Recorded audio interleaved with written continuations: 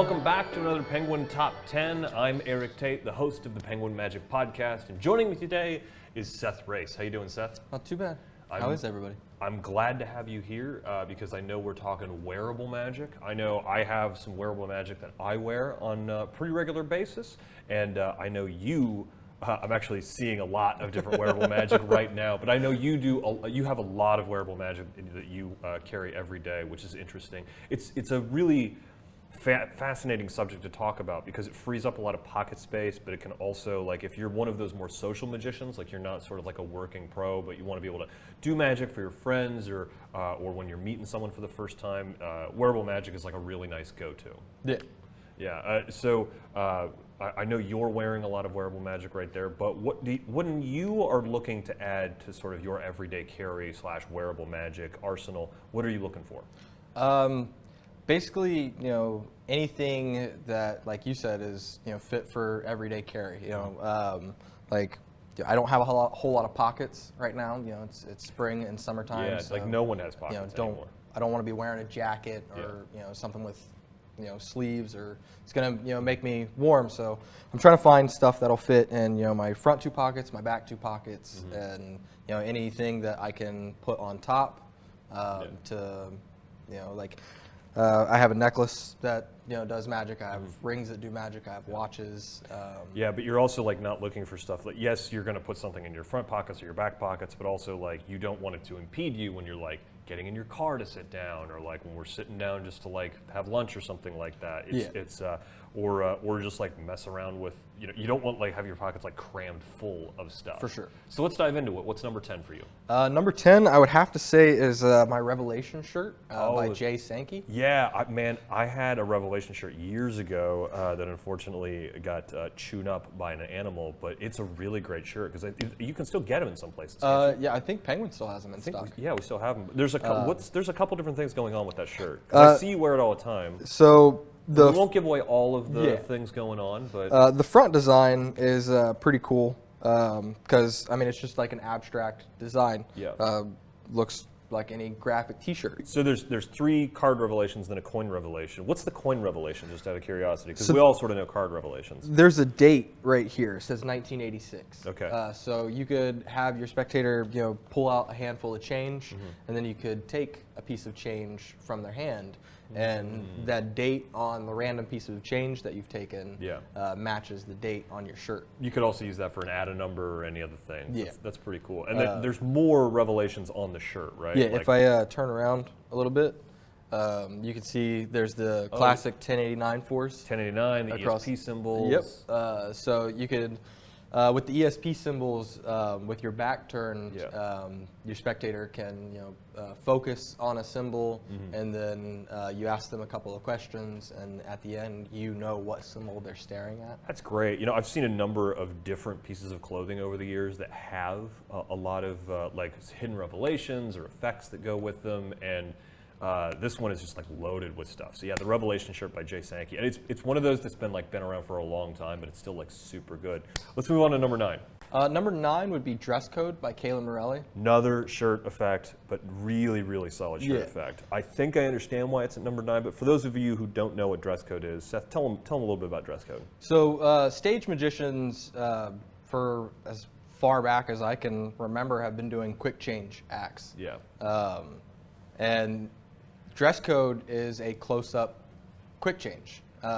Basically, you turn 360 degrees, and the shirt you're wearing has now changed. Yeah, it's a really interesting change too, because you do need to be wearing something over it to start, but when you end, you can take off like your jacket or hoodie or whatever. Yep. And I used Dress Codes for years as an opener when I was working a lot of comedy clubs. I would go on and I would do like a quick trick, and then I would realize, oh, I'm underdressed. And I have slightly modified my dress code so that I can go from t-shirt to collared shirt with a tie. Yeah. It takes a little bit of like finagling and finessing, and you got to have the right kind of shirts and the right kind of dress shirt to do it. But to go from a t-shirt to a dress shirt and tie just always shocked my audiences. Yeah. It's a great visual trick. Yeah, and Calen has some really excellent handlings of it. Yeah, some excellent handlings of it with different like effects where he like he's got like pictures up here on the shirt, and then he like shakes the shirt, and then like that stuff like all falls to the bottom. Yeah, and so one of them you can have like names. One of the things that he teaches is it's a bunch of names. Like let's say you went to a reunion or something, and you had everybody sign the shirt. Yeah. You have your spectator focus on one of the names. You turn around and, like you said, all the names have dropped to the bottom except for the one name they were focused on. It's super good. I think one of the things that Calen is so good at is not only creating strong magic, but creating something that you can do a bunch of different things with.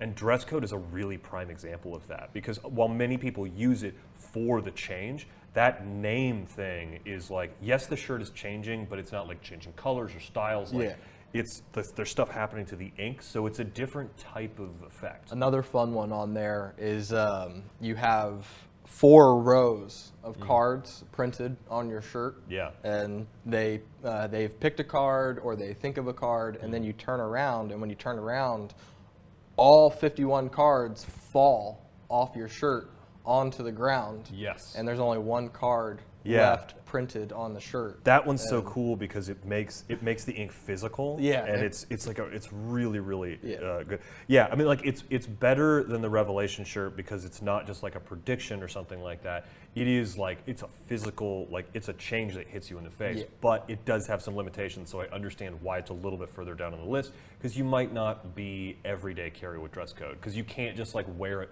around set up to go unless you move a little carefully. But it's a great trick. Let's move to number 8. Number 8, I would have to say, is my necklace that I'm wearing. So tell everyone a little bit about this necklace. I really like this necklace. So this is the Penrose pendant by Jeff Prace. Jeff Prace is such a clever dude. He's shown up in these top 10 lists a couple of times. If I can perform it real fast? Yeah, absolutely. 'Cause this is a really interesting trick, because what Jeff has done is taken a classic illusion and made it into a piece of jewelry that you would actually want to wear and perform with. So when you open it up, you can see that the pendant falls, because that's the way gravity works. Yeah. But if you could just lift it up anywhere, and when you drop it, I want you to count how long it takes to get to my hand. Okay. 1, 2. Yes, what, 2, 3 seconds? Okay. This time, I want you to try it again, but believe in a little bit of magic.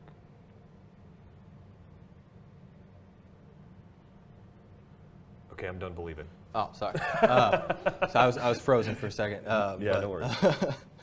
But yeah, so you can freeze the pendant on the chain, but this can be examined by your spectator now, and that is the neatest part about this, is that I know that there's some of you watching at home saying, "Oh, he's just like gripping the chain or something like that." You can hand this to your spectator, and they can't make the pendant do the same thing you can. And the way it works is really clever, and Jeff has figured out some neat stuff about it. Jeff shares like 3D models when you see him at conventions. He shares like 3D models of the inner workings of some of the things that he's developed, and it's basically rocket science is what it is. That is fantastic. That was number 8, I believe. So let's move on to number 7. Number 7 is another piece of jewelry magic.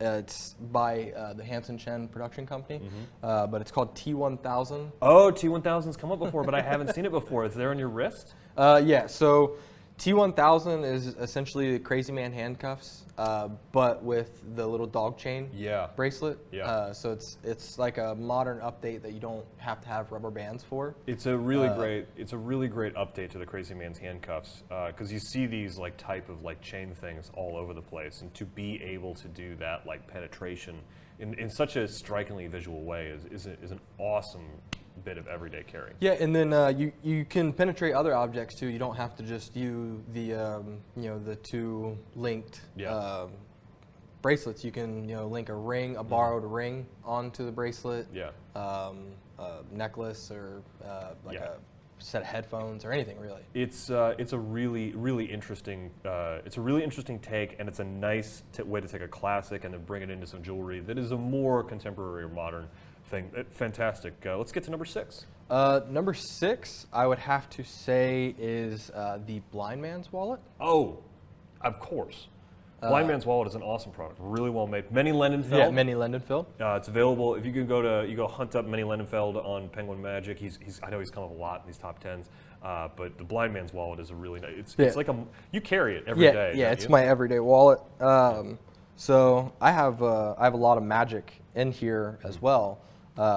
But the wallet, I've had it for years, and it's held up really well. Yeah, I think we should get a shot of this. Like, we don't want to give away the gimmicks or anything like that, but Seth really does carry this every day when he's here working in our manufacturing department, making the gimmicks that you guys get at home, and it's held up really well, which is super surprising because there's a lot of great magic wallets out there, but there are not a lot of great everyday carry magic wallets. And this is a multi-function wallet that does a whole bunch of different stuff. Yeah, like I said, I've had this one for about 2 years now. Yeah. And like the gimmicked part of this, there's like 2 or 3 gimmick parts of it, but all 3 are still functioning. Yeah. None of them have broke. The leather's still great. Yeah. But the tricks that you can do with it are also great. It's not just the Really craftsmanship of the leather.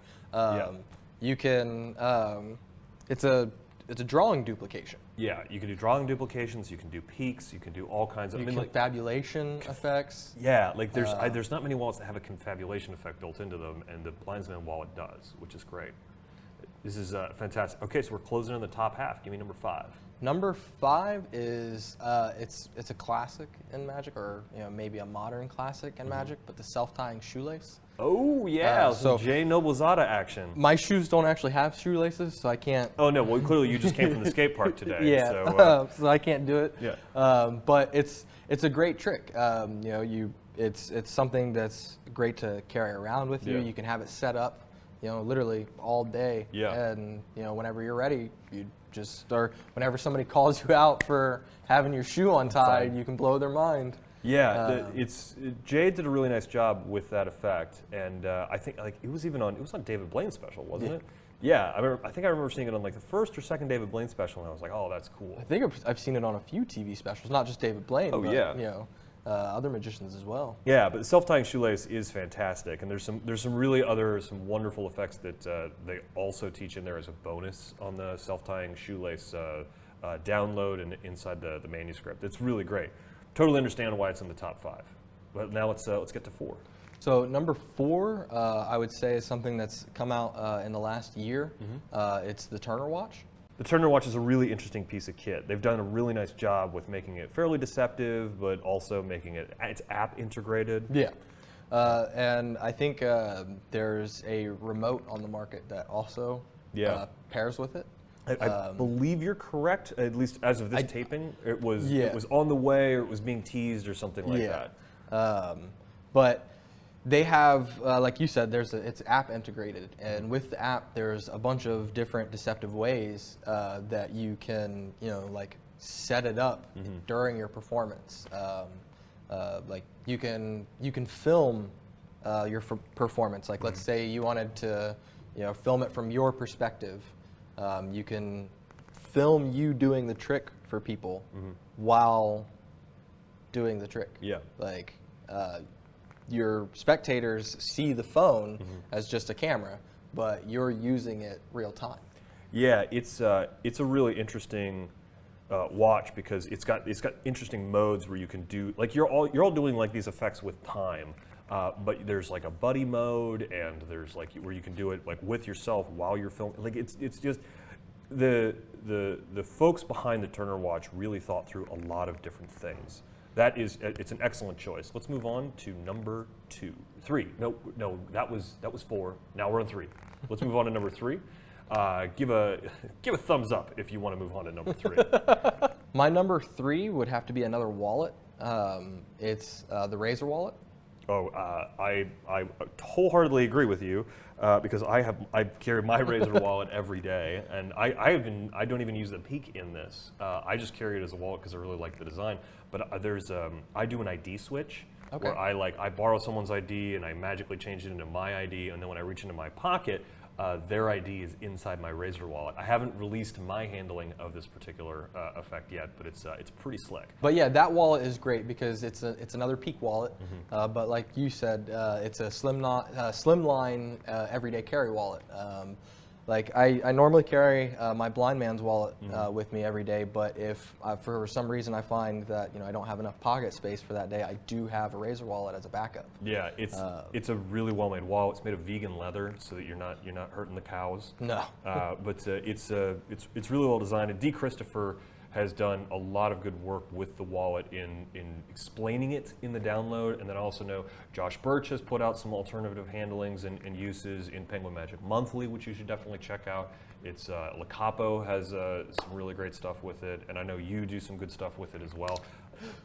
No, Razor Wallet obviously stands head and shoulders above a bunch of other wallets for a bunch of other reasons, but let's move on to number 2. My number 2 would have to be TKO. TKO, is this the... Pretty sure it's Jeff Kaler. This is the Jeff Kaler thing. I've got one of these that I wear when I do some events, but tell everyone a little bit about what TKO is. So TKO is something that goes into a shirt. Yes. Like a button-down shirt, and you can produce things, you can vanish things, all very visually. Like you can have a coin displayed here, and wave your hands together, and now the coin's gone. It's TKO and TKO 2.0 are a really interesting holdout that lives in your shirt. Yeah. And I think that I can say that without giving too much away, but Jeff has really put a lot of work into this. Phenomenal magician. One of the card routines that he teaches, and it's actually one of the main things that's taught with the original TKO and TKO 2. But that routine itself, I think, is worth the price of the holdout. Oh yeah. If you do close-up magic and you want something that, especially if you wear button-up shirts, because it can just live in your button-up shirt all the time, which is really nice. Without damaging it or impeding anything. Yeah, it's one of those sort of wearable pieces of magic that if you bought a couple of them and had them in your shirts, if you were prone to wearing like button-up shirts a lot, as I know I am, it is definitely an interesting piece of magic technology or magic gimmick that you can use to basically all the time for a wide variety of uses. Yeah, it's a utility gimmick. It's a great utility gimmick.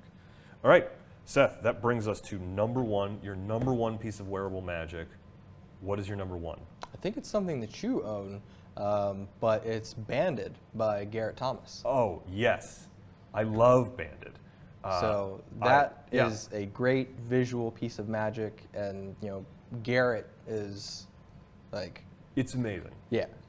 For those of you who don't know what Banded is, it's one in the series of Garrett's phenomenal pieces of ring magic. It uses stuff from the ring thing that a lot of people do, but it's Garrett visually moving the ring across all of your fingers. Yep. Actually, and ends clean too. It's ends super clean. I've known Garrett for a while, and I've always been fascinated by his ring magic. And he recently released his Opus Ring and Coin Study, which also works well with Banded because the rings match. The rings match. It's just a really great piece of magic. It is. It's visual, like the sleight of hand moves that he teaches. They're thought out and they're motivated. Yes. So like when you're pulling the ring through your hand, when you show both sides of your hand to display the ring to the spectator. Yeah. Like everything is justified. It looks really good, but that's Garrett. Yeah. Like I mean, Garrett is just.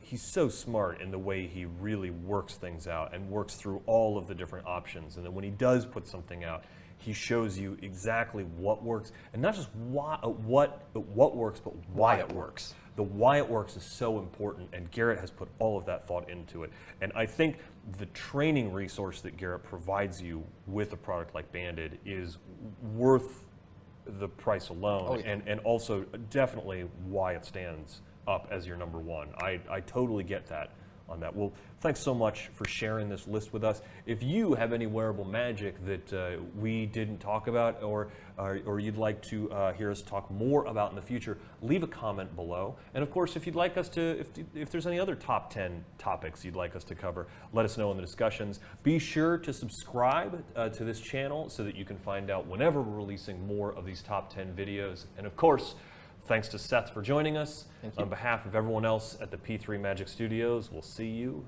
next time.